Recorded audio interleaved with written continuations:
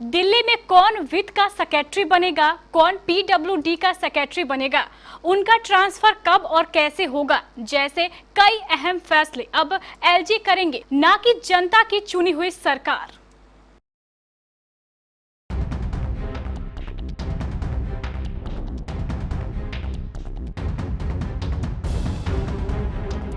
Delhi service bill अब कानून बन गया है। राष्ट्रपति ने इसकी मंजूरी दे दी है।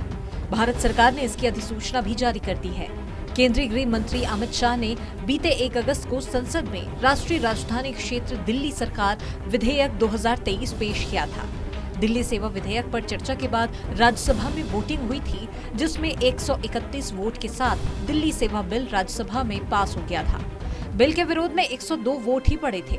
राज्यसभा में वोटिंग कराने के लिए पहले मशीन से वोटिंग का प्रावधान समझाया गया, लेकिन थोड़ी देर बाद उपसभापति ने घोषणा की कि मशीन में कुछ खराबी है, इसलिए वोटिंग पर्ची के जरिए कराई जाएगी। बता दें आपको कि इससे पहले लोकसभा में विपक्षी दलों के बाइकॉट के बीच ध्वनि मत से ये बिल पारित हो गया था।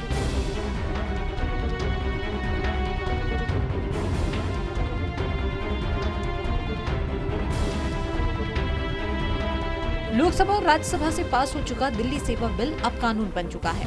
दोनों सदनों से विधेयक के पास होने के बाद उस पर राष्ट्रपति द्रौपदी मुर्मू ने अपनी मुहर लगा दी है।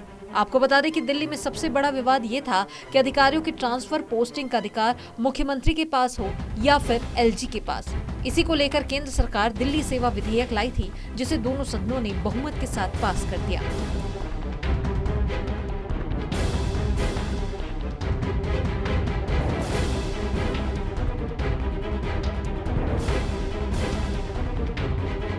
आपको बता दें कि दिल्ली सरकार और केंद्र सरकार में इस बात की लड़ाई थी कि दिल्ली में नौकरशाहों की नियुक्ति और ट्रांसफर का नियंत्रण किसके पास रहेगा।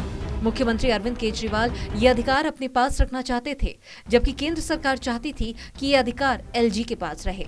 इसके खिलाफ दिल्ली सरकार सुप्रीम कोर्ट चली गई थी, जहाँ से उसे राहत भी मिली। सुप्रीम कोर्ट ने 11 मई को जारी अपने एक आदेश में कहा था कि अधिकारियों के ट्रांसफर और पोस्टिंग पर केंद्र नहीं बल्कि दिल्ली सरकार का अधिकार है। केंद्र ने 19 मई को राष्ट्रीय राजधानी क्षेत्र में दिल्ली सरकार अध्यादेश जारी किया था और ये अधिकार उपराज्यपाल को दे दिए गए थे। इसके बाद केजरीवाल ने विधेयक के खिलाफ मुहिम छेड़ दी और अपने लिए समर्थन जुटाने के लिए INDIA गठबंधन में शामिल हो गए, ताकि राज्यसभा में इस विधेयक पर सरकार को पराजित किया जा सके, लेकिन ऐसा हो न सका।